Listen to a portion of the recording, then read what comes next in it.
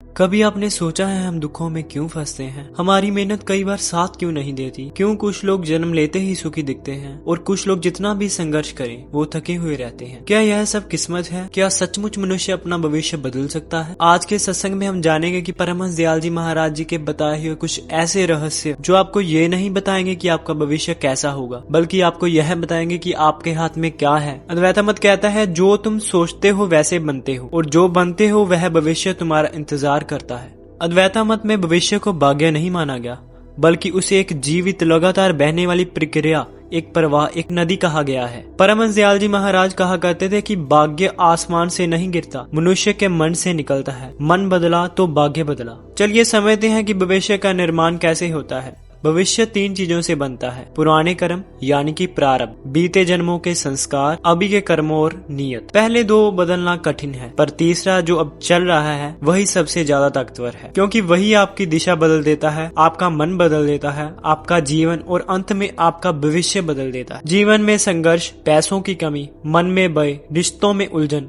और भीतर लगातार एक आवाज, तू चाहे जितना भी कर ले तेरी किस्मत नहीं बदलेगी। एक साधक जिसे बचपन से ही लगता था कि उसका भाग्य ही खराब है, इसलिए वह हमेशा उदास, घबराया हुआ और भविष्य से डरने वाला इंसान बन गया था। एक दिन साधक ने कहा, महाराज, लोग कहते हैं कि जो किस्मत में लिखा होता है वही होगा। अगर ऐसा है तो मैं बदल ही नहीं सकता, मेरे हाथ में तो कुछ है ही नहीं, तो फिर जीवन को बदलने की कोशिश मैं भी क्यों करूं? महाराज मुस्कुराए और कहा, इंसान को खुद नहीं पता होता कि उसके हाथ में कितना कुछ है और अज्ञानता ही उसे भविष्य का गुलाम बना देती है। साधक समझ नहीं पाया। महाराज बोले, बाहर जाओ, एक सूखे पेड़ की लकड़ी को लेकर आओ। वह पेड़ की एक सूखी लकड़ी लेकर आया। महाराज जी बोले, अब इसमें पानी दो। साधक ने कहा, महाराज जी, ये तो सूखी लकड़ी है, इसमें पत्ते और फल नहीं आएंगे, तो पानी देने से क्या होगा? महाराज बोले, यही जीवन का पहला रहस्य है। पुराने कर्म सूखे पेड़ की तरह हैं, तुम उन्हें बदल नहीं सकते, लेकिन यहाँ रुक कर देखो, मेरे आश्रम के पीछे एक बगीचा है, उसमें 100 नए पौधे हैं, उनमें पानी दो, वो भविष्य बनेंगे। महाराज जी बोले, पुराने कर्म यानी कि प्रारब्ध तो तुम्हें भोगना ही पड़ेगा,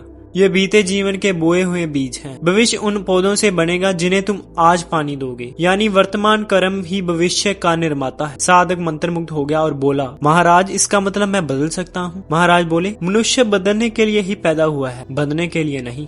महाराज ने कहा, अब तुम्हारा काम बस इतना है, सही कर्म करो, सही नियत रखो और सबसे जरूरी अपने मन को जरूर बदलो। साधक ने पूछा, मन को कैसे बदला जा सकता है महाराज? महाराज बोले, मन बदलता है गुरु की कृपा से। मनुष्य अपनी किस्मत का गुलाम नहीं, मनुष्य कर्मयोगी है। उसके हाथ में उसके विचार, उसकी क्रिया, उसकी नियत और सबसे बड़ी शक्ति गुरु की कृपा है। जो व्यक्ति गुरु से जुड़ जाता है उसका भविष्य केवल अच्छा ही नहीं होता, प्रकाशमय हो जाता है। अगले एपिसोड में हम जानेंगे कि परमहंस दयाल जी महाराज जी ने साधु को क्या रहस्य बताए जिससे मन पर काबू किया जा सकता है और मन और भविष्य दोनों को कैसे बदला जा सकता है। तब तक के लिए चैनल को सब्सक्राइब कीजिएगा और कमेंट में जय सच्चिदानंद अवश्य लिखिएगा। जय सच्चिदानंद।